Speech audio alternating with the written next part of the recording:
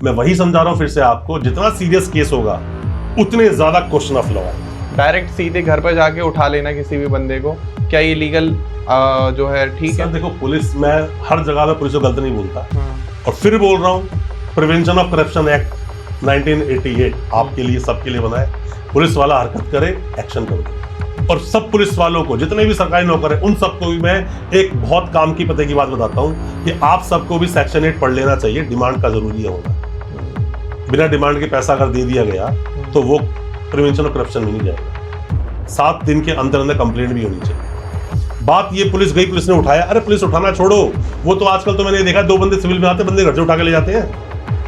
कई सारे मामले होते हैं ऐसे। तो क्या लीगल है? नहीं है। डी.के. बासु की जजमेंट पढ़ लो आप, गलत है, इलीगल है प्रोसीडिंग। बैच का था आपका, जो वर्दी में नहीं बैच का से होगा उसका। सही बात है। बहुत जगह पर कानून टूटते हैं। देखो मैं फिर आपको बोल रहा हूं कि बोलते ना कि which is your 6 can not be my 9। जरूरी तो नहीं है ना, चीज तो एक ही है, देखने वाले का समझ का फेर है। हम उस लोग बोलते हैं FIR is not a encyclopedia, but एक वकील के लिए इंसाइक्लोपीडिया बन जाता है। कहता केस तो मेरा यहीं चलेगा, जो इसमें लिखा है शुरुआत तो वहीं से होगी।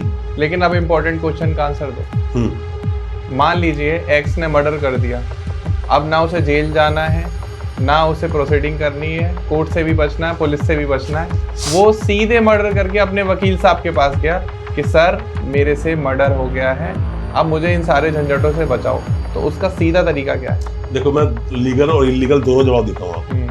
होता क्या है कि पहली बात, आपसे कोई अपराध हुआ, मर्डर ही नहीं कोई भी अपराध हो गया, जितना जल्दी हो सके सीधा अपने वकील साहब के पास पहुंच जाओ। और आपके साथ कोई अपराध हो गया, जितना जल्दी हो सके पुलिस के पास पहुंच जाओ।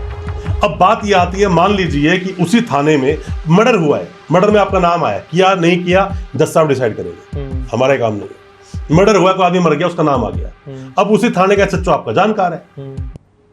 अब वहीं पे स्टोरी बदल दी जाती है कि मर्डर तो हुआ, जब मर्डर हुआ इसको इन्फॉर्मेशन मिली, ये उसके पास था, अभी हमने ट्रैक किया तो आसपास मिला भी नहीं, मर्डर ऑफ वेपन इसके पास से है नहीं, पूछताछ में ये पाया गया कि इसने मर्डर शायद नहीं किया होगा, इसीलिए हम इसको 41A का नोटिस देकर अभी छोड़ रहे हैं। छोड़िए नोटिस, ये तो लीगल प्रोसीडिंग है, कुछ इलीगल तो इसमें नहीं हुआ ना अभी तक। अब इलीगल कैसे होता है कि उसको पकड़ा, वो थाने उसी टाइम पकड़ लिया, बिठा रखा है उसको, कुछ पैसे का लेन देन हुआ, उसको छोड़ दिया, भाग जाती है यहाँ से, भाग जा आत्महत्या, ये इलीगल प्रोसीडिंग है।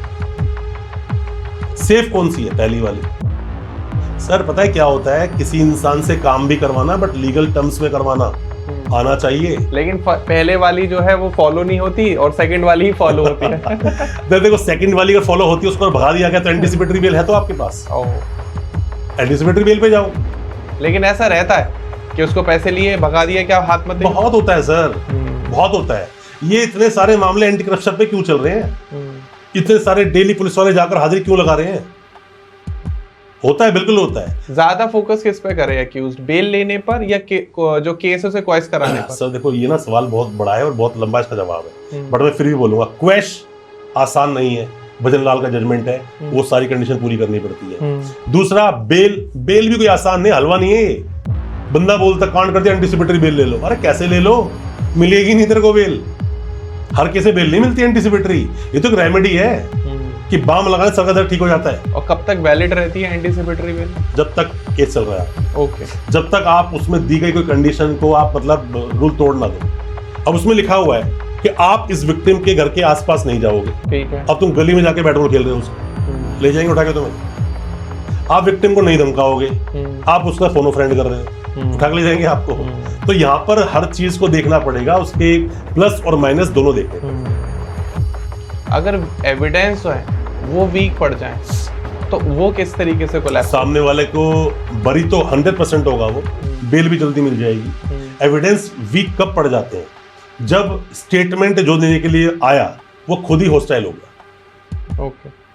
अब ना सभी वकीलों के लिए एक बात बोलना चाहूंगा, जो नए वकील साहब आ रहे हैं, लॉ स्टूडेंट है या कोई भी केस में आ गया है, आपके पीपी साहब अक्सर मैंने देखा है कोर्ट में खड़े होकर बंदा स्टेटमेंट दे रहा होता है, सही स्टेटमेंट दे रहा है जो उसने बोला, उसमें ना अपने ही शब्द, मतलब वो लीडिंग सवाल पूछ रहे होते हैं पीपी साहब, और वकील साहब को नॉलेज नहीं है, चुपचाप बैठे बंदूक की तरह और देख रहे हैं उसको। जब तक पीपी साहब सामने वाले से लीडिंग सवाल नहीं पूछ सकते, जब तक सामने वाला हॉस्टाइल ना हो। हॉस्टाइल हो गए, हॉस्टाइल हो गया आपका विटनेस, तो अब पीपी साहब को राइट है पूरा कि अब वो यहाँ पर हॉस्टाइल होने के बाद में लीडिंग सवाल पूछ सकते हैं, पहले नहीं पूछ सकते। यहाँ वकील साहब को बार बार ऑब्जेक्शन उठाना चाहिए, और नई बात बन रही है, स्टेटमेंट पूरी हो गई, इमीडिएटली आप जाओ हाई कोर्ट, आपको सॉल्यूशन मिलेगा उस चीज का। कोर्ट में चौकन्ना रहना पड़ेगा, क्या गलत हो रहा है क्या सही हो रहा है। ज्यादा इंपॉर्टेंट क्या है, पीपी साहब के बीच में जो बहस हो रही है या जो डॉक्यूमेंटेशन आपने प्रोवाइड कराई है वो जो ऑर्डर में लिख दिया गया, दोनों बेकार है। पीपी साहब ने क्या बोला, कोई वैल्यू जब तक वो ऑर्डर पे नहीं आएगी, जब तक कि वो टाइप नहीं होगी। डॉक्यूमेंट क्या दिया, कोई वैल्यू नहीं जब तक वो टाइप नहीं होगा। मैंने क्या बोला, कोई वैल्यू नहीं जब तक वो टाइप नहीं होगा। और वो टाइप किसके कहने पर होता है? नहीं, टाइप तो देखो, कई बार मैं बहुत सारी कोर्ट गया हूं मैं, वहां तो कई बार हाथ से लिख रहे होते हैं। चल रही है, बस चल रहा है काम। सर अपने देश में लगभग 5 करोड़ जो केस पेंडिंग है ना, वो ऐसी नहीं है। फिर बोलता हूँ कुछ तो मजबूरी रही होगी, ऐसी कोई विवाद नहीं होता। ये 5 करोड़ केस जो पेंडिंग है, ये एवी नहीं हो गए हैं। 5 करोड़ केस और 10 पर केस में 10 लोग, तो लगभग बड़ा ही सिस्टम लचीला खराब इसलिए भी हो रखा है यार। इतने सीरियस केसेस में मैंने अभी हमारे पास एक केस आया सुप्रीम कोर्ट में, मुझे उसकी बेल करानी है, उस बंदे की बेल लगानी है, सेल्फी में जाना है उसको। तो यहाँ पर क्या हुआ कि उस आदमी की जो चार्जशीट लगी वो 4 महीने में लगी। ठीक है, उड़ीसा केस है वो, और वकील साहब ने डिफॉल्ट बेल तक मूव नहीं करी, जबकि तुरंत मिल जानी चाहिए। अरे बेसिक्स है ये। आप कभी ना टाइम देकर एक बोलते ना कि बेसिक्स ऑफ लॉ, इसका एक सब्जेक्ट बनाओ और पॉडकास्ट करो। बेसिक्स नहीं पता, बहुत सारे लोगों को बेसिक नहीं पता। ठीक है, अगर कोई एक्यूज्ड जेल में है, उसकी कोई सुनवाई नहीं हो रही, उसकी फैमिली जो है साउंड नहीं करती फाइनेंशियली, आप जैसे वकील साहब को नहीं हायर कर पा रहे हैं, अब वो अक्यूज अंदर जेल में रह के क्या कर सकता है? हुसैन आरा खातून वर्सेस स्टेट ऑफ बिहार का जजमेंट है, और स्पीडी ट्रायल तो फंडामेंटल राइट है आपका। ठीक है, ये कोई दया दृष्टि नहीं है जजों की, या कोई दया दृष्टि नहीं है किसी पुलिस वाले की या कोर्ट की। आपका स्पीड ट्रायल चलना चाहिए। बोलते ना कि जस्टिस डिलेड जस्टिस डिनाइड। अब मान लीजिए कि किसी के भाई की डेथ होगी, किसी भाई को मर्डर कर दिया, उसको मार दिया, आज ट्रायल 9 साल से चल रहा है, और जैसे ही उसको अरेस्ट किया, मुझ जैसा कोई वकील गया 3 महीने बेल लेके आ गया, ठीक, उसको इंसाफ तो बेचारे को नहीं मिला ना। 9 साल से वो आदमी आजाद घूम रहा है, जब देखता होगा तब तक उड़ता होगा अंदर ही अंदर। उसकी माँ बाप देखते क्या बोलते, हम इसको मार दें, ऐसे होता है ना। तो ये जस्टिस डिलेड जस्टिस डिनाइड हो गया। स्पीडी ट्रायल की इमीडिएटली एप्लीकेशन मूव करो, नहीं हो रही सुप्रीम कोर्ट तक जाओ। देखो चीजें ना बोलते कुछ, बहुत सारी बातें किताबों में दब के रह जाती हैं। क्या दब के रह गई है? क्वालिटी एजुकेशन दी जाएगी, क्वालिटी हेल्थ के लिए आपको हॉस्पिटल बनाए जाएंगे, होता है ना, quality law, quality legal aid मिलेगी। अरे क्वालिटी मिलेगी, बोलते ना फ्री में, अगर फ्री में कुछ देना ही है ना, स्वास्थ्य न्याय और एजुकेशन दे दो, ये फ्री दो। अरे पर फ्री भीख में मत दो, क्वालिटी चाहिए। क्वालिटी जिस दिन मिलेगी उस देश के तरक्की होने से कोई रोक ही नहीं सकता दोस्त। क्वालिटी मिलनी चाहिए। अब एक बेचारे का मर्डर हो गया, यहाँ पर वो जा रहा है लीगल एड ढूंढ रहा है, उसको मिल ही नहीं रही। जो लीगल एड मिल रहा है वो फोन नहीं उठा रहा, उसका बातचीत तक नहीं कर रहा। इसका पैमाना कैसे होगा, कैसे मापेंगे इसको आप? एक गरीब आदमी, उसको पता ही नहीं। बहुत सारे लोग आते हैं, बड़े देखो, एक सही आदमी जो होगा ना, उसको गिलानी फील खुद होती है। जैसे कई बार मेरे सामने आते, एक बुढ़ा आदमी है 60 साल का, बेचारा हाथ जोड़ के और नीचे आके बैठ गया, ऑफिस में आया बैठ गया, तो मुझे गिलानी फील होती है कि इंसान वो भी और मैं भी।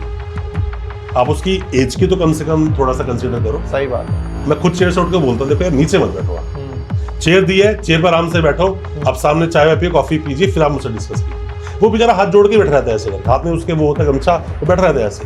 तो ना यहाँ पर ना अंतरात्मा ना हमें काटती है, वो कहती है या तो इससे फीस मत पकड़ियो, और पकड़ लेना बेटा तो आर पार होना चाहिए, भाई बंदी नहीं चलेगी इसके अंदर।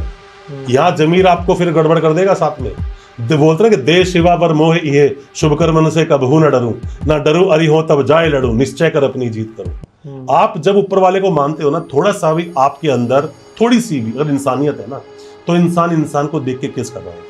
हम वकील लोग है ना, हम 2 मिनट में भाप लेते हैं हमारे क्लाइंट को, 2 मिनट में। हमें ज्यादा नहीं लगती, बड़ा होगा अगर खलीफा कितना बड़ा होगा, कहता मैंने 5 मिनट 6 मिनट की है, तो हम फीस ज्यादा लेते हैं उससे। फीस भी लेंगे, काम करेंगे, जहां उसने लेफ्ट राइट किया बाय, हम तेरा केस नहीं लड़ेंगे। सही बात, हमारी मर्जी है यार, नहीं लड़ेंगे तेरा केस। अब जो गरीब आ गया, अब वो, अब उससे पैसे तो नहीं है, मैंने कहा मुझे इतनी फीस चाहिए, उसका 20% ही दे रहा है, या तो मैं उसकी फीस ना पकड़ू, मत पकड़ उसकी फीस, कोई दिक्कत नहीं है। पकड़ ली तो फिर पकड़ ली ना, फिर कोई नहीं। अब यहाँ पे भी दिक्कत होती है दोस्त, मेरा खुद का पर्सनल एक्सपीरियंस ही बोलता है, पता नहीं मेरी कुंडली ऐसी है, मेरी किस्मत ऐसी है, जिसकी मदद करने की सोचता हूँ ना, वही धोखा देता है। मैंने बहुत करे हैं मेरी लाइफ में केस, बेल होने के बाद सबसे पहले केस लड़ रहा हूँ और अब उसके 3-4-5 महीने मुझे पता है इसकी बेल होने वाली है।